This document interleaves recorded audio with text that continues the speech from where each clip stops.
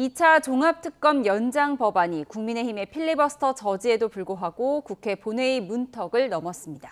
반면 투표용지 부족 사태를 수사하기 위한 특검 출범에는 여야가 전격 합의를 이뤘는데요. 국회로 가보겠습니다. 보장원 기자. 네, 국회입니다. 네, 오는 24일에 활동기한이 끝나는 2차 종합특검 연장 법안. 필리버스터 대치 끝에 본회의 문턱을 조금 전에 넘었죠.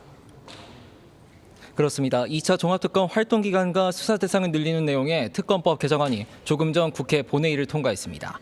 어제 국민의힘이 무제한 토론, 필리버스터로 저지에 나선 뒤 꼬박 하루 만에 법력권이 토론을 강제 종료하고 일사천리 통과시켰습니다.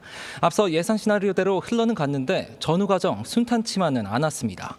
민주당은 24시간이 지나자마자 토론을 강제로 끝내고 법안을 통과시키려 했는데요. 조국 혁신당 변수가 등장했습니다. 의석 12석, 표결에 키를 쥔 혁신당이 우리는 거수기가 아니라며 보안수사권 폐지 약속 없이는 동참하지 않겠다고 제동을 걸고 나선 겁니다. 이달 말까지 검찰 보안수사권을 전면 폐지하는 형사소송법 개정을 마치라며 단판도 요구했습니다. 결국 오전과 오후 양당 원내대표가 잇따라 회동한 끝에 오늘 특검법 처리에는 참여하기로 하면서 일단 필리버스터 대치는 막을 내렸습니다. 네, 마찬가지로 또 다른 특검인데 양상은 정반대를 보였죠. 여야가 선관위 특검 추진에는 전격 합의를 이뤘다고요. 그렇습니다. 야당의 국회 보이콧과 필리버스터 대치 국면이 한창이었던 만큼 발표 내용 전격적이었습니다. 여야 원내 지도부는 오늘 오전 투표용지 부족 사태 특검법을 논의하기 위해 회동을 한 뒤 합의안을 발표했습니다. 7월 임시국회안에 속전속결 처리하기로도 뜻을 모았습니다. 그동안 여야는 특검 추천 방식을 두고 평행선을 달려왔는데 오늘 오전을 기점으로 협상이 궤도에 올랐다고 합니다. 국민의힘이 요구해온 야당 추천 특검이나 민주당의 제3자 추천 방식의 중간 지점, 절충안으로 여야 동수가 참여하는 국민추천위원회를 꾸려 특별검사 후보를 추리기로 했습니다. 추천위는 대한변호사협회와 법학전문대학원 협의회 등 외부 단체에서 총 6명을 추천을 받아 최종 2명을 여야 합의로 대통령에 추천하게 됩니다.